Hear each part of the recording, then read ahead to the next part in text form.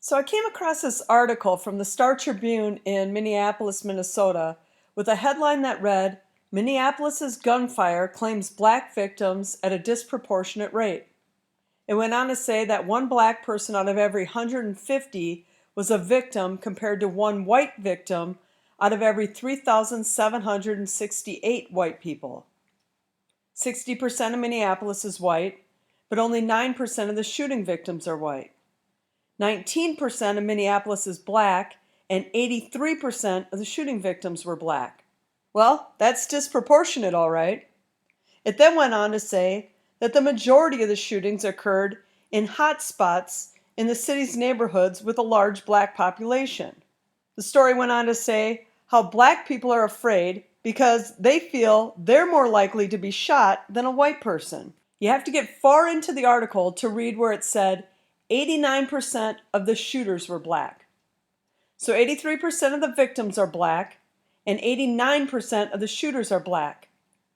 So no disparity, except for the large number of black shooters, 6% higher than the number of black victims, meaning a bunch of white people are being shot by black shooters. This type of data is similar in many cities across America. Around 80% of the victims in Chicago, Baltimore, Milwaukee are black. Statistics show people usually kill people within their own race. So there's no disparity in black victims if the shooters are black as well.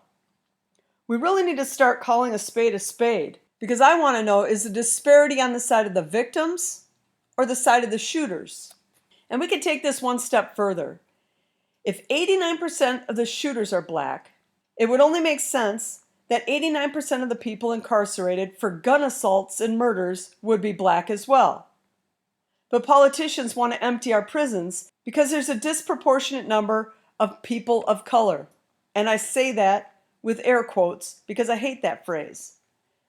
But they say there's too many in jail, so we need to incarcerate less people. Now, assuming these politicians know this data and don't want to imprison these guys, even though the data shows they are the ones committing the crimes, assuming this could lead one to believe that they themselves are the racists they claim everyone else to be. Because if you know that people tend to attack their own race, and you know 89% of the shooters in a city like Minneapolis are black, and they will have black victims, if you wanted to destroy the lives of as many people of color, again with the air quotes, this is exactly what you would do. You'd release or never charge these guys, give them bond and a court date 3 years from now, and let them back on the streets to injure or kill more people. Yeah, maybe they take out a white person here or there, but if you wanted to reduce the black population, instead of being the bad guy and doing it yourself, you'd allow them to go out and destroy themselves. Because back to the 83% of victims being black. If you were a racist politician, you'd be okay with that. And the irony behind all of this is that in many of these cities, the mayor is black, the chief of police is black, the DA is black, and so on. But let's just blame those dastardly white people, because they're the real bad guys. Support this channel and pick yourself up some original crime-related apparel.